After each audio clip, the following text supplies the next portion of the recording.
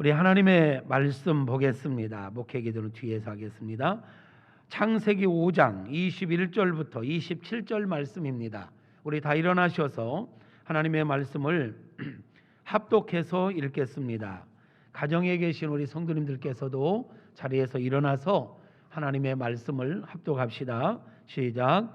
에녹은 65세에 무두셀라를 낳았고 무두셀라를 낳은 후 300년을 하나님과 동행하며 자녀들을 낳았으며 그는 365세를 살았더라. 에녹이 하나님과 동행하더니 하나님이 그를 데려가심으로 세상에 있지 아니하였더라. 무두셀라는 187세에 라멕을 낳았고 라멕을 낳은 후 782년을 지내며 자녀를 낳았으며 그는 969세를 살고 죽었더라. 아멘. 앉으십시오. 저는 지난 영신 예배 때에도 여주동행이라는 제목으로 설교를 했습니다. 오늘 또 이어서 여주동행이라는 제목으로 설교를 하려고 합니다. 왜냐하면 이 시대 우리에게 최고의 안전과 복은 여주동행하는 것이기 때문에 그렇습니다. 여주동행이라는 말은 한자로 주님과 동행하는 삶이라고 풀이할 수 있겠지요. 목회자든 성도든 여주동행하는 것보다 더 복된 삶이 있을까요? 주님과 함께 사는 것보다 안전한 삶이 있을까요? 주님과 함께 사는 삶보다 더 복되고 아름다운 삶이 있을까요? 없습니다. 참 힘든 시대를 살아갑니다. 코로나19와 싸우고 있고요. 끊임없는 전쟁과 사건 사고들 가운데 있습니다. 이 험하고 악한 세상을 살아가면서 누구와 함께 누구 안에 살아갈 때 가장 안전하고 가장 아름답고 가장 복된 삶일까요? 주님 손잡고 주님과 함께 살아가는 인생이 가장 안전하고 가장 아름답고 가장 복된 삶일 줄로 믿습니다. 그래서 신년 첫 주일 여러분을 축복합니다. 주님과 함께하는 인생 되시기를 바랍니다. 올 한 해 내내 주님 앞에 설 때까지 여주 동행하는 은혜가 있게 되어지기를 축복합니다. 여러분, 성경에서 여주 동행한 사람의 대표적인 인물을 꼽으라고 한다면 우리는 지체하지 않고 에녹을 꼽을 것입니다. 오늘 우리가 읽었던 본문의 주인공이 에녹이지요. 본문에 보면 에녹은 65세에 무두셀라를 낳았고 무두셀라를 낳은 후 300년 동안을 하나님과 동행하며 자녀를 낳았다. 이렇게 에녹을 소개하고 있습니다. 이 말을 다시 정리해 보면 그가 무두셀라를 낳기 전 65년 동안은 그저 평범하게 살았다는 거예요. 하나님과 온전하게 동행하지 않고 살았다라는 말일 수도 있죠. 그런데 무슨 일인지 아들을 낳은 후 무두셀라를 낳은 후 그의 삶이 바뀌었어요. 이전 65년과 전혀 다른 삶을 살게 되는데 아들을 낳고 나서 300년 동안 살다가 죽었는데 300년 동안은 하나님과 동행하는 삶을 살았다라는 거예요. 하나님과 동행하는 삶을. 그래서 에녹은요 365세에 죽었습니다. 어쩌면 1년 365일이잖아요. 1년 365일처럼 그는 365년이라는 시간을 하나님과 동행하며 산 대표적인 인물로 꼽을 수가 있을 것입니다. 그러면 여기에서 우리가 이런 궁금증이 이렇게 생기게 돼요. 에녹은 아들 무두셀라를 낳을 즈음에 어떤 일이 있었을까? 어떤 일이 있었기에 이 아들을 낳기 전과 후의 삶이 이렇게 다를 수가 있을까? 사람이 변하는 게 그렇게 쉽지 않잖아요. 또 65년 동안이나 살아왔던 삶의 가치와 습관들이 있을 텐데 그 모든 걸 내려놓고 완전히 다른 삶을 살게 됐다? 그렇다면 이 에녹은 무두셀라를 낳을 즈음에 아주 획기적인, 아주 충격적인 어떤 일이 있지 않았을까? 그 인생을 바꾸게 한 일은 도대체 무엇일까? 이런 궁금증이 들지 않습니까? 정확하게는 모릅니다. 왜? 성경에서 침묵하고 있기 때문이지요. 그런데 에녹이 아들의 이름을 무두셀라라고 지은 것을 보면서 어느 정도는 추측할 수 있을 것 같습니다. 여러분, 무두셀라라고 하는 이름의 뜻이 무엇인지 아십니까? 창 던지는 자, 창 던지는 자라는 뜻을 갖고 있습니다. 그런데요, 여기에 보다도 깊은 의미가 있습니다. 고대 사회에서 성을 지키는 자들 가운데 창 던지는 자가 있었습니다. 근데 적들이 이 성을 쳐들어와서 이 창 던지는 자가 죽임을 당하면 이 성은 멸망을 당한다는 거예요. 창 던지는 자가 죽으면 이 성은 점령당할 수밖에 없다라는 거죠. 그래서 무두셀라라는 이름의 뜻에는 창 던지는 자라는 원뜻이 있지만 더 나아가 깊은 의미가 있으니 무두셀라가 죽으면 심판이 임한다, 이런 의미를 갖고 있다는 거죠. 무두셀라가 죽으면 심판이 임한다.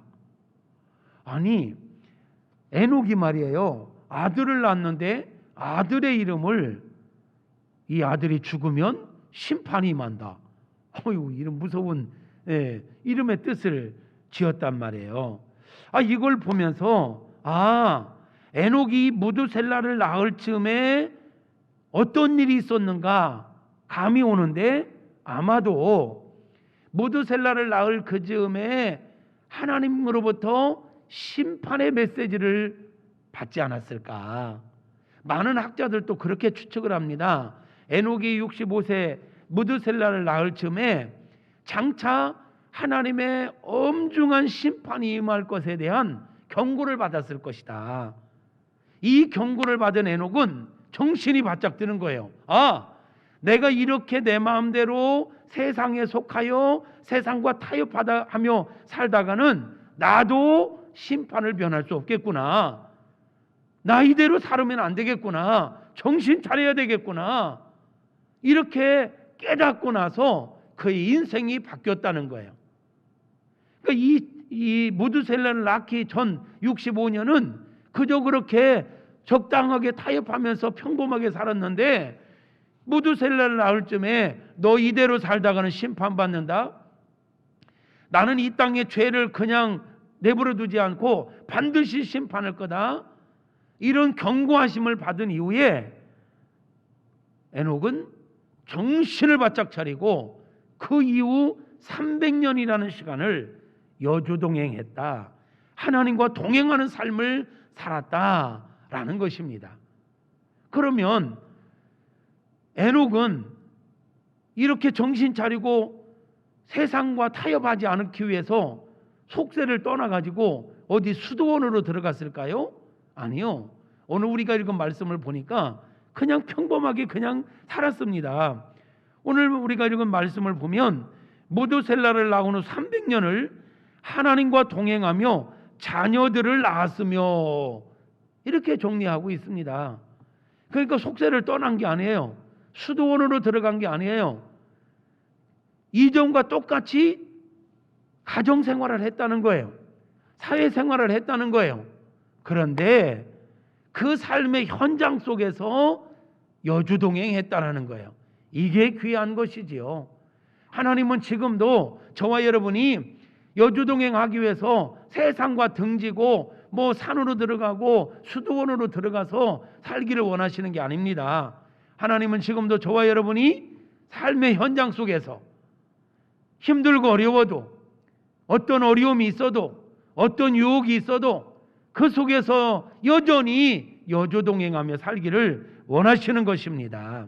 여러분, 실제로 역사를 보면요, 이 무두셀라가 죽던 해에 홍수 심판이 시작됐습니다. 홍수 심판이 앞에서 뭐라 했어요? 무두셀라가 죽으면 심판이 임한다, 이런 뜻이 있다겠죠. 무두셀라가 죽던 해에 이 땅에 노아 시대 홍수가 시작된 겁니다. 여러분, 에녹은 65세에 무두셀라를 낳았지요.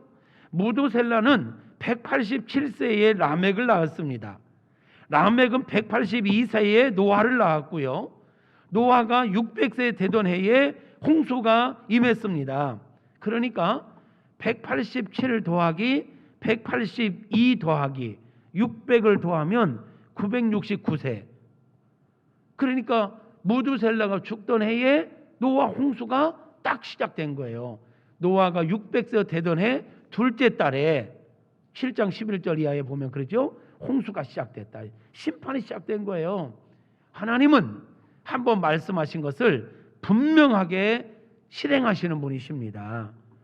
여기서 우리는요, 에녹의 삶을 통하여 아주 중요한 것을 발견하게 됩니다. 성도 여러분, 우리가 바른 신앙생활, 여주동행하는 삶을 살기 위해서 필요한 게 있습니다. 뭐냐면 깨달아야 합니다. 여주동행하는 삶을 살기 위해서는 깨달아야 한다. 무엇을? 내가 얼마나 하나님의 큰 사랑과 은혜 가운데 살고 있는지를, 하나님의 뜻이 무엇인지를, 그리고 내가 하나님께 은혜와 사랑을 받은 자로서 어떻게 살아야 할지를 깨달아야 합니다. 성도 여러분, 우리 하나님께서 이 시간 저와 여러분에게 깨닫는 은혜를 주시기를 바랍니다. 우리가 아무리 큰 은혜 가운데 살아도, 매주마다 이렇게 말씀을 들어도 깨닫지 못하면 의미가 없어요. 내가 얼마나 큰 사랑과 은혜 가운데 살고 있는지, 하나님께서 원하시는 삶이 무엇인지, 그리고 내 인생의 끝날에 하나님 앞에서 결산할 때가 있다라는 것, 종말의 때가 있다라는 것, 심판의 때가 있다라는 것을 우리가 깨달아야 합니다. 깨닫지 못하면 무슨 의미가 있어요?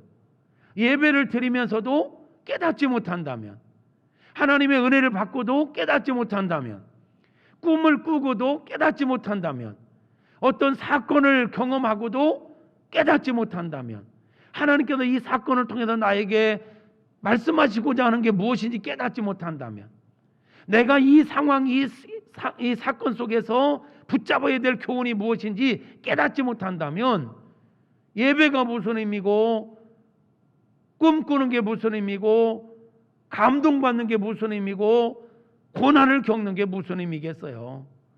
깨닫는 게 은혜더라고요. 에녹도요, 깨달았어요. 아, 내가 이렇게 살다가는 심판받겠구나.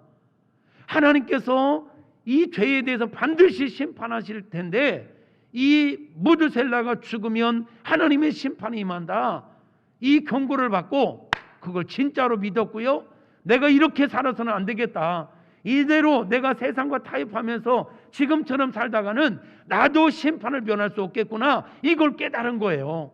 내가 정신 차려야 되겠구나. 이제는 내가 하나님과 동행하는 삶을 살아야 되겠구나. 여러분, 하나님과 동행한다는 건 뭡니까? 하나님과 뜻을 맞추어 사는 거예요. 하나님의 말씀을 듣고 말씀에 순종하는 삶을 사는 것, 이게 하나님과 동행하는 겁니다. 아멘이죠. 그러니까 에녹이 하나님의 경고를 받고 그거를 그냥 넘기지 않았다는 거예요. 마음에 깊이 새겼다는 거예요. 이대로 살다 난 큰일 나겠구나, 깨달았다는 거예요. 오늘 또 이 예배를 통해서 저와 여러분도 에녹처럼 깨닫는 은혜가 있기를 축복합니다. 두 번째, 우리가 여주동행의 삶을 살기 위해서 필요한 게 뭐냐면 종말론적 신앙을 가져야 한다는 거예요. 에녹이 깨닫되 무엇을 깨달았느냐? 내 인생이 이대로 끝나는 게 아니다. 이 땅에서 천년만년 사는 게 아니다. 인생에는 끝이 있다. 그리고 그 후에는 반드시 심판이 있다. 인생은 결산할 날이 있다는 것을 생각하며 살아야 합니다. 하나님께서 우리에게 은혜를 주셨습니다. 건강을 주셨습니다. 시간을 주셨습니다. 물질을 주셨습니다. 자유의지를 주셨습니다. 주시고 그냥 마시는 분이 아니에요. 마지막에 결산하자고 하십니다. 사람이 한번 태어나서 죽는 건 정해진 것이고 그 후에는 심판이 있다고 히브리서 9장 27절에서 말씀하고 있지요. 마지막에 심판이 있다. 결산할 때가 있다. 오늘이라는 시간 속에 내가 살아가는데 이게 그냥 끝나는 게 아니에요. 이 모든 삶을 결산할 때가 있다. 그러므로 매일 매 순간 마지막 결산의 때를 생각하며, 이게 바로 종말신앙이죠. 종말론적 신앙을 갖는다는 건 나의 모든 것 다 결산할 때가 있다. 그러므로 나는 마지막인 것처럼 살아야 되고 지금 한순간 하나하나 다 이거 다 결산할 때 있다라는 걸 생각하며 사는 건 이게 종말론적 신앙이에요. 여러분, 에녹인들 유혹이 없었을까요? 에녹인들 자기 마음대로 육신의 정욕대로 살고 싶은 유혹이 없었을까요? 있죠. 그런데 그 모든 걸 이길 수 있었던 힘이 뭘까요? 내가 육신대로 살면 안 된다. 성경에도 그러죠. 육신대로 살고 육신에게 져서 육신대로 살면 반드시 죽을 것이다. 멸망할 것이다. 심판할 것이다. 그러나 성령으로 육신을 이기고 성령의 인도함을 따라 살면 살 것이라고 말씀하고 있습니다. 에녹인들 육신의 정욕대로 살고 싶은 유혹이 없었겠냐고요? 있었어요. 그런데 어떻게 그가 그 오랜 시간을 여주동행할 수 있었는가? 종말론적 신앙이 있었다는 거예요. 그게 얼마나 강력하게 왔던지 아들의 이름을 무두셀라, 저놈 죽으면 심판이 와, 저놈 죽으면 심판받아, 심판이 임해, 끝이 있어, 잊지 않으려고. 우리가요 종말론적 신앙관을 가져야 이 시대 속에서 게을러지지 않습니다. 세상과 타협하지 않습니다. 여러분, 우리가 일단 천년만년 사는 거 아닙니다. 우리 종말론적 신앙을 가져야 합니다. 여러분, 종말론적 신앙을 갖고 있습니까? 예수님의 재림으로 말미암아 인류의 끝이 있고 그 후에 심판이 있다는 거 여러분 믿습니까? 이거에 대한 확신이 있어야 끊임없이 다가오는 유혹과 어려움을 이기게 될 줄로 믿습니다. 오늘날 우리 삶의 환경 가운데 얼마나 많은 유혹이 있습니까? 모든 거 놓고 싶을 때가 얼마나 많습니까? 오늘날 우리가 신앙생활하는 것, 바른 신앙생활하는 거 얼마나 어렵습니까? 솔직히. 그럼에도 불구하고 우리가 포기할 수 없는 건, 놓을 수 없는 건 끝이 있기 때문입니다. 결산을 할 때가 있기 때문인 것입니다. 끝까지, 지금까지 잘 오셨습니다. 끝까지 승리할 수 있기를 주님의 이름으로 축복합니다. 에녹은요, 이 무두셀라가 죽을 즈음에 이 땅 가운데 하나님의 큰 심판이 있을 것만 아는 게 아니에요. 에녹은요, 예수님 오시기 천수백 년 전의 사람이잖아요. 그런데 에녹은 장차 예수님이 이 땅에 오실 것, 그리고 예수님이 재림하실 것까지도 알았던 사람이에요. 그래서 유다서에 보면, 유다서 1장 14절과 15절에 보면 이런 말씀이 있어요. 아담의 7대 손 에녹이 이 사람들에 대하여도 예언하여 이르되, 보라, 주께서 수만의 거룩한 자와 함께 임하셨으니 이는 뭇사람을 심판하사 모든 경건하지 않은 자가 경건하지 않게 행한 모든 경건하지 않은 일과 또 경건하지 않은 죄인들이 주를 거슬러 한 모든 완악한 말로 말미암아 그들을 정죄하려 하심이라 하였느니라. 에녹은요, 예수님이 장차 재림하셔서 경건하지 않은 자들 다 심판하실 거에 대해서 예언하고 있으니까요. 그러니까 에녹이요, 정신 안 차릴 수가 없었던 거예요. 이 종말론적 신앙이 분명하니까 경건하게 살지 않으면 심판받는다. 완악한 말로 말했던 거 심판받는다. 그러니 그는 매 순간마다 말조심할 수밖에 없었고 매 순간마다 육신의 정욕과 싸우면서 하나님의 뜻 앞에 순종하며 살 수밖에 없었던 거예요. 하루하루 그렇게 치열하게 믿음으로 치열하게 싸우면서 산 날이 300년. 그의 인생을 한마디로 정리하니까 여주동행이더라는 거예요. 그러므로 저나 여러분도 이 시대에 정말 필요한 건 종말의 신앙입니다.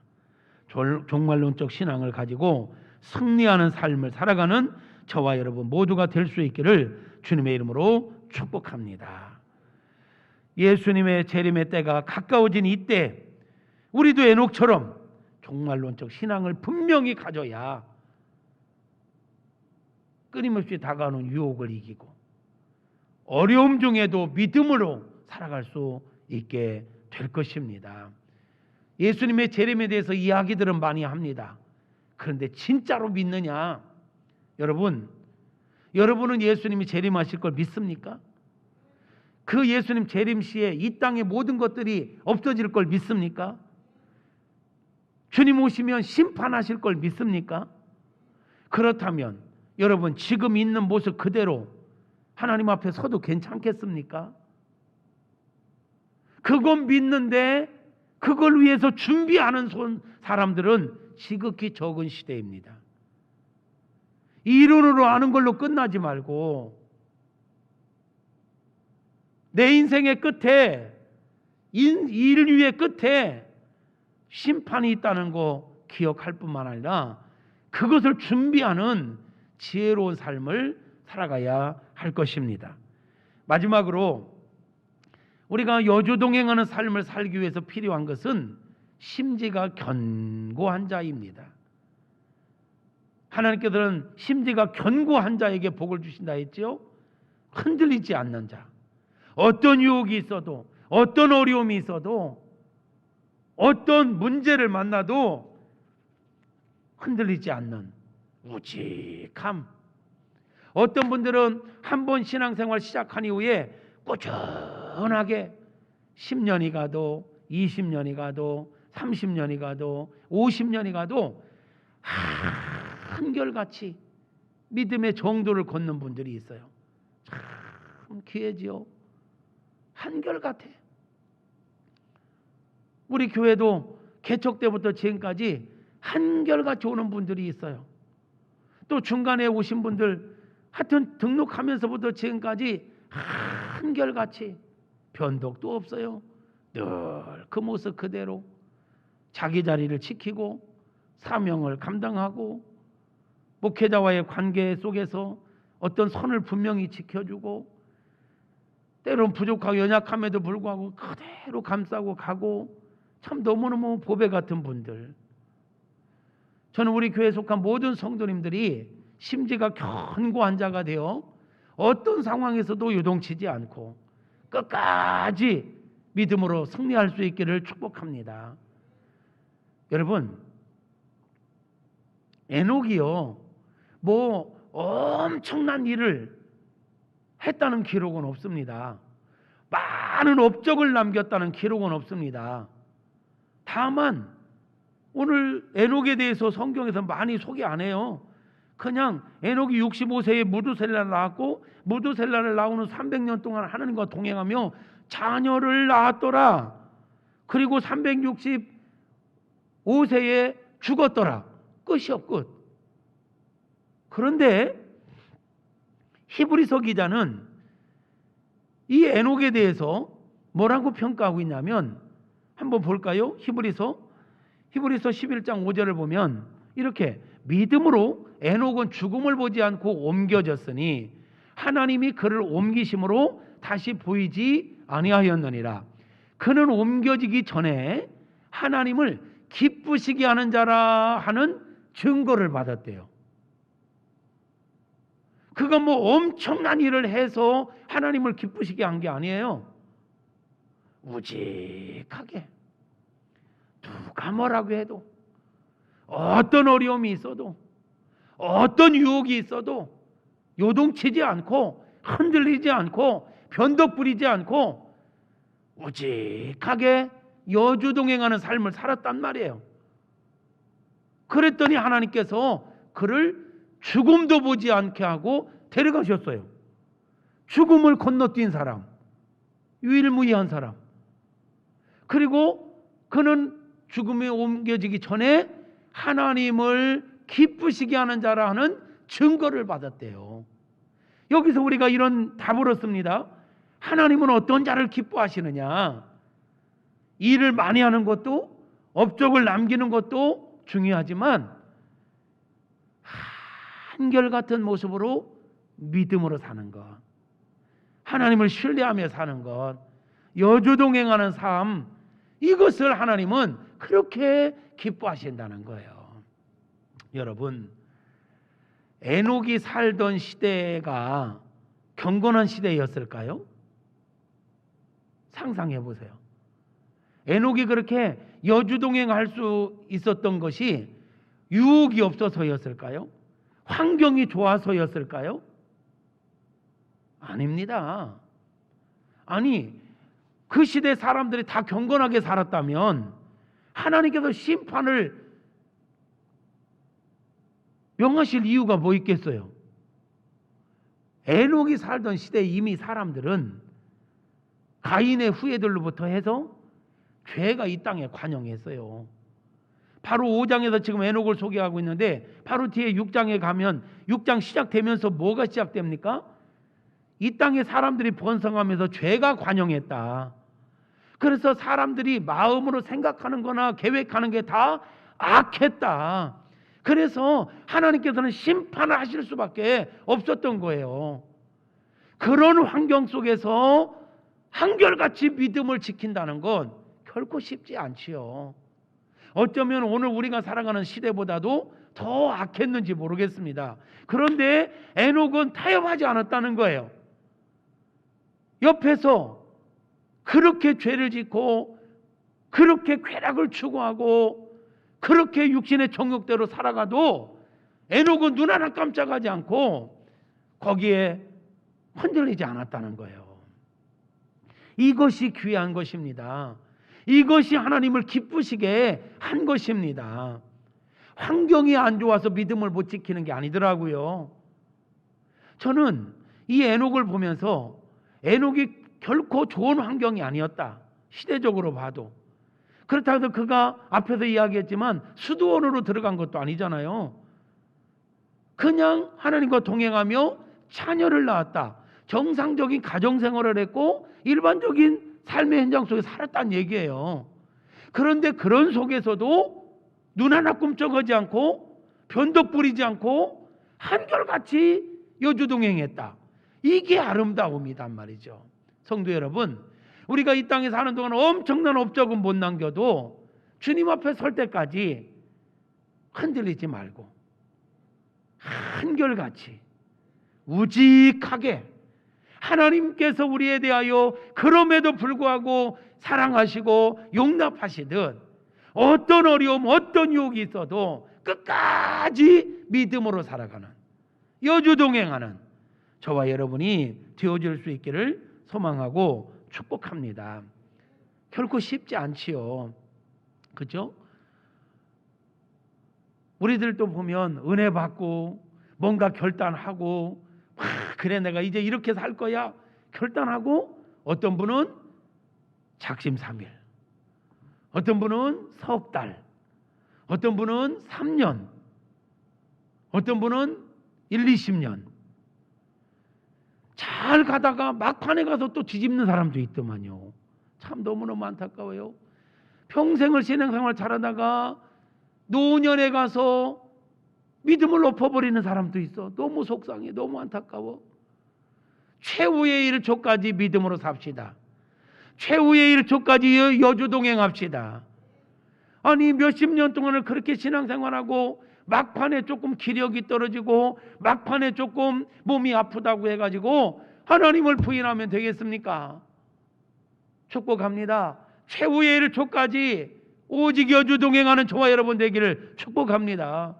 에녹처럼 하나님 품에 안기는 순간까지 여주동행하는 우리 모두가 되어질 수 있기를 축복합니다. 우리가 신앙생활하며 살아보지만 몇십 년 한결같이 사는 거 쉽지는 않아요. 그죠? 까짓거 뭐 쉬워요? 우리 강권사님 괜찮아? 만만치 않죠. 아이고 우리 조희안 권사님, 김도욱 권사님 예배가 너무너무 그리워서 저 불편한 다리, 허리, 몸을 이끌고 오늘 또 걸어오셨어요. 아이고 참 눈물이 나. 어쩌다가 이런 세상이 지금 이렇게 됐는지. 우리 어르신들 지금 예배를 이게 영상으로 이거 하는 것도 잘 모르시고 또 안 되는 폰을 갖고 있다 보니까 예배를 제대로 못 들으니까 막 죽겠다는 거야. 그냥 주일날 예배 시간에 혼자 찬송 몇 곡 하고 기도하고 그냥 끝나고 있으려니까 너무너무 힘들다는 거예요.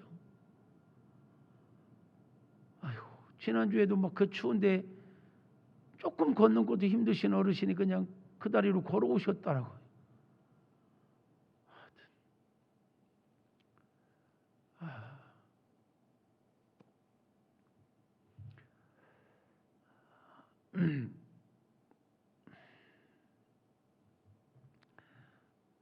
네, 아름다움. 하나님께서 그 모습 그 자체를 정말 귀하게 보실 줄로 믿습니다.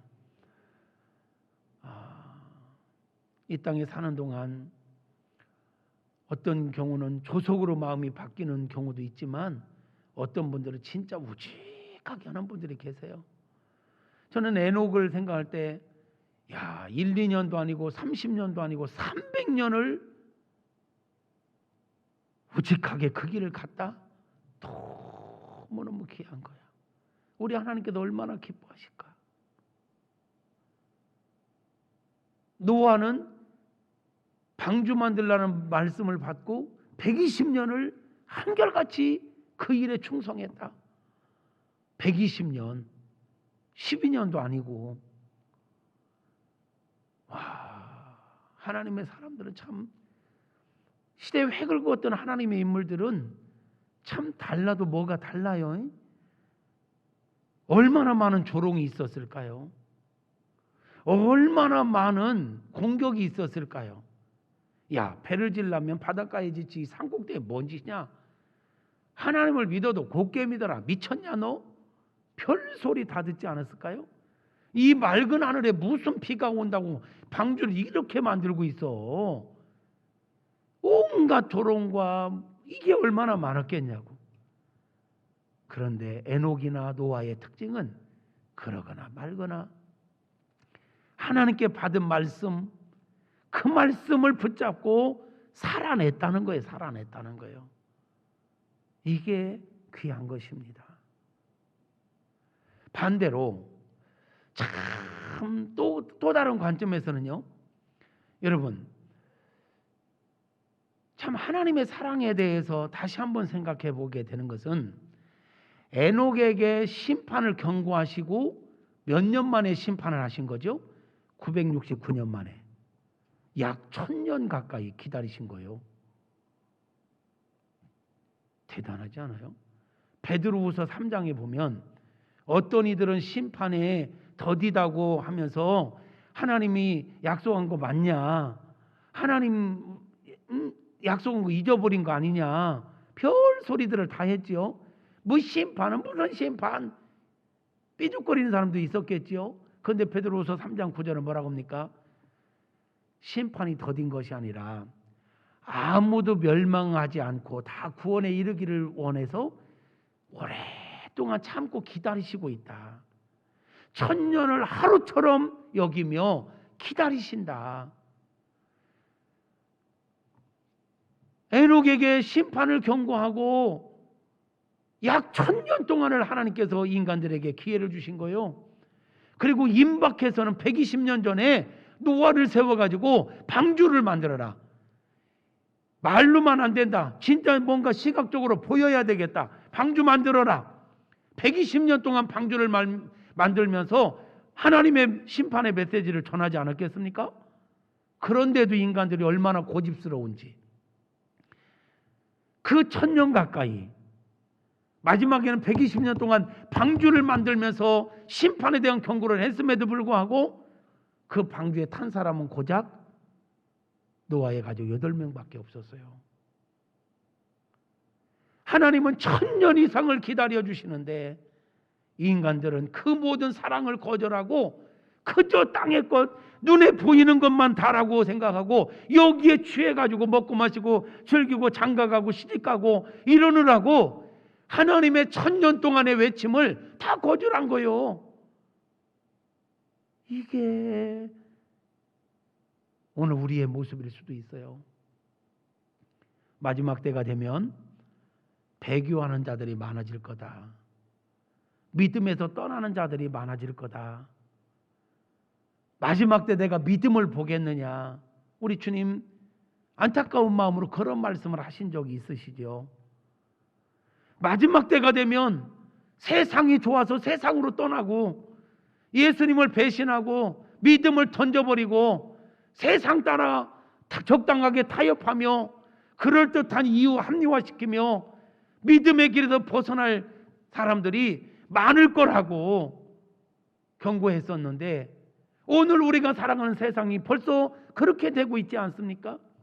통계를 보면 지금 기독교 인구가 급격히 줄고 있답니다. 어떤 분들은 그런 이야기도 조심스럽게 하더라고요. 이 코로나 시대가 지나면서 우리나라 기독교 인구의 3분의 1은 줄어들 거다. 충격적인 얘기입니다. 그런 통계들, 그런 이야기들을 들으면서 제 마음이 얼마나 복잡하게요. 이러다가 진짜로 떨어지면 어떻게 하지?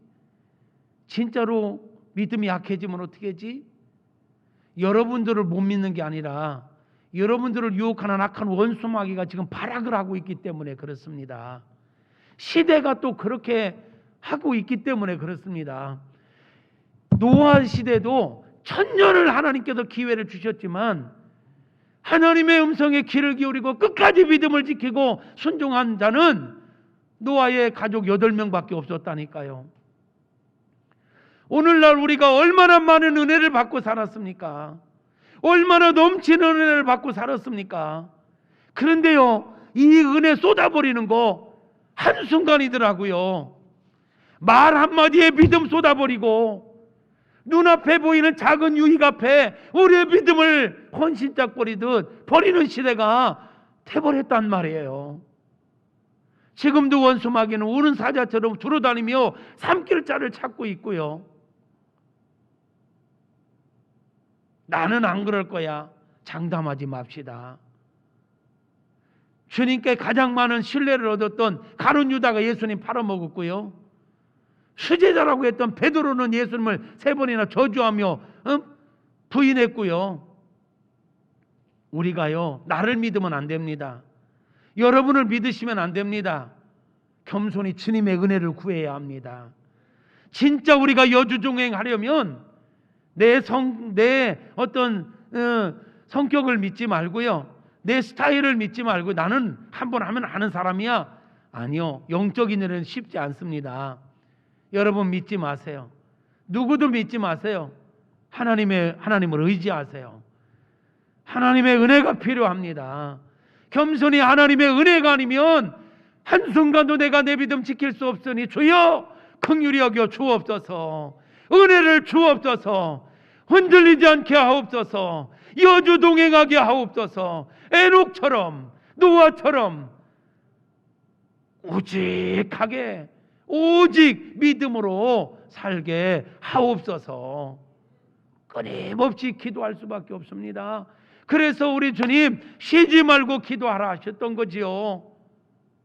쉬지 말고 기도해야 할 이유가 바로 여기에 있는 것입니다. 사랑하는 성도 여러분, 시작된 새해 하나님의 은혜를 구하며 믿음을 지켜내시기를 바랍니다. 여주 동행할 수 있기를 주님의 이름으로 축복합니다. 지금 여러분의 믿음은 안녕하십니까? 믿음이 흔들리고 있지 않느냐고 묻는 것입니다. 혹 여러분의 믿음이 지금 흔들리고 있다면 생각해 보십시오. 여러분의 믿음을 흔들어 놓는 그것이 하나님의 은혜와 바꿀 만한 가치가 있는 것입니까? 구원의 은총과 바꿀 만한 가치가 있는 문제 갖고 흔들리고 있느냐고 묻는 것입니다. 이 세상 천지에 하나님의 은혜와 바꿀 게 뭐가 있나요? 세상 천지에 구원의 은혜와 바꿀 게 뭐가 있냔 말이에요. 그런데 말이죠, 목회하면서 보니까 시험 드는 걸 보면 시험들 거리도 아닌 것 같고 시험 들더라고요. 이게 속상한 거요. 이게 안타까운 거요. 시험 들 만한 가치가 있는 것 같고 시험 들면 이해라도 해. 내 생각에 잡혀서, 착각에 빠져서, 내 자존심 때문에. 그놈의 자존심이 그게 뭐라고. 주님의 소리가 안 들리나요? 안타까워하시는 주님의 소리가 안 들리시나요? 지금까지 여러분 잘 해오셨습니다. 이 어려운 시대에 믿음을 지켜오신 거 참 잘하셨습니다. 조금만 더 힘내시기를 바랍니다. 우리 주님께서 함께 하십니다. 하나님께서 우리에게 승리를 주실 줄로 믿습니다. 시편 46편 10절 이하에 보면 너희는 가만히 있어 내가 하나님됨을 알지어다. 내가 문나라 중에서 높임을 받으리라. 내가 세계 중에서 높임을 받으리라. 이렇게 말씀합니다. 때로는 예수 믿는 우리가 바보처럼 느껴질 때도 있습니다. 교회에 대해서 온갖 모함과 조롱과 말도 안 되는 트집을 잡고 말하는 걸 들으면서 속상할 때도 많고, 도대체 하나님은 어디 계신 거야? 하나님은 도대체 뭐 하시는 거야? 이런 생각이 들 때도 있습니다. 그런데 그런 게 이 시대에만 있었던 게 아닙니다. 옛날에도 그런 일들이 있었습니다. 그래서 하나님 말씀합니다. 너희는 가만히 있어 내가 하나님됨을 알지어다. 분해하지 마라. 속상해하지 마라. 나도 안다. 나도 다 듣고 있다. 내가 말이야 문나라 중에서 높임을 받을 거야. 내가 세계 중에서 높임을 받을 거야. 이 말은 역전시킬 거야. 나를 조롱하고 교회를 조롱하고 하나님의 백성인 너희들을 조롱하던 저들의 입을 닫게 만들 거야. 저들의 입술이, 저들의 입을 통하여 역시 네가 믿던 하나님이 옳다. 역시 네가 믿는 하나님이 최고구나. 이 말 할 날이 오게 하시겠다라는 거예요. 여러분 그날이 올 줄로 믿습니까? 이사야서 43장에 가면 바벨론 포로로 있는 이스라엘 남유다 백성들에게 이사야 선지자를 통해서 하나님께서 말씀하십니다. 너희는 이전 일을 기억하지 마라. 이전 일이 뭡니까? 출애굽에서 홍해바다 건넜던 사건, 전무후무한 사건이었지요. 거기에 추억에 빠져 있지 마라. 이전 걸 기억하지 마라. 보라, 내가 새 일을 행하겠다. 이전 거 그런 거 거기에 멈추는 게 아니야. 나는 지금도 살아있어. 보라, 내가 새 일을 행하리라. 이제 나타낼 것이라. 내가 광야에 길을 낼 것이고 사막에 강을 낼 것이야. 그래서 내 백성으로 하여금 먹고 마시게 할 거야. 들짐승도 나를 존경하게 할 거고 타조도 나를 존경하게 할 거야. 내가 속히 이 일을 행할 거야. 무슨 말입니까? 바벨론 포로 생활을 하고 있습니다. 그들이 회복된다는 건 인간적으로 불가능합니다. 꿈도 못 꿉니다. 나라가 독립한다? 성전을 재건한다? 꿈도 못 꿉니다. 근데 하나님 말씀하십니다. 이전에 내가 이 일을 행했지? 그거 이제 잊어버려도 돼. 내가 새 일을 행할 거야. 이제 나타낼 거야. 어떻게? 광야에 길을 낸다니까? 사막에 강을 낸다니까? 여러분, 광야에 길 내는 거 어렵습니다. 길 내놔도요 바람 한 번 불면 없어집니다. 사막에 강 내는 거 불가능합니다. 이 말은 사람의 힘으로는 안 된다는 얘기예요. 그러나 하나님께서 하시면 되는 것입니다. 할렐루야. 바벨론에서 회복되는 거 불가능해 보이지만 나 여호와가 하겠다는 것입니다. 코로나19가 언제 끝날지 모르겠습니다. 우리의 삶이 정상으로 회복이나 될 수 있을까? 염려되지요. 하나님이 하시면 됩니다. 하나님이 하시면 됩니다. 하나님 우리 인생 역전시킬 겁니다. 그러므로 여러분 낙심하지 마세요. 지금까지 잘 견뎌오셨습니다. 지금까지 잘 인내하셨습니다. 조금만 더 힘내십시오. 주님이 아십니다. 주님이 함께 하십니다. 주님이 역전시켜 주실 것입니다. 우리를 우습게 보던 이들, 교회를 조롱하고 핍박하던, 교회를 향하여 막말하던 저들의 입술이 부끄러움을 당할 것입니다. 저들의 입술을 통하여 하나님을 찬양하게 할 것입니다. 저는 그날이 올 걸 믿습니다.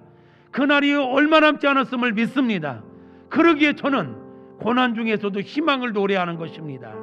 그러기에 저는 여러분에게 담대하게 외치는 것입니다. 조금만 더 인내하자고. 주님이 우리 편이라고. 시작된 새해 힘들고 어려움, 환경은 변하지 않았지만 주님이 우리와 함께 하시니 우리는 소망이 있습니다. 우리는 소망이 있습니다. 주님만이 안전한 포구요, 주님만이 우리의 소망이시니 그 주님 손잡고 여주동행하는 삶을 살아갑시다. 그런 우리에게 반드시 아름다운 결과가 있을 줄로 믿습니다. 결단하는 마음으로 찬양 드리겠습니다.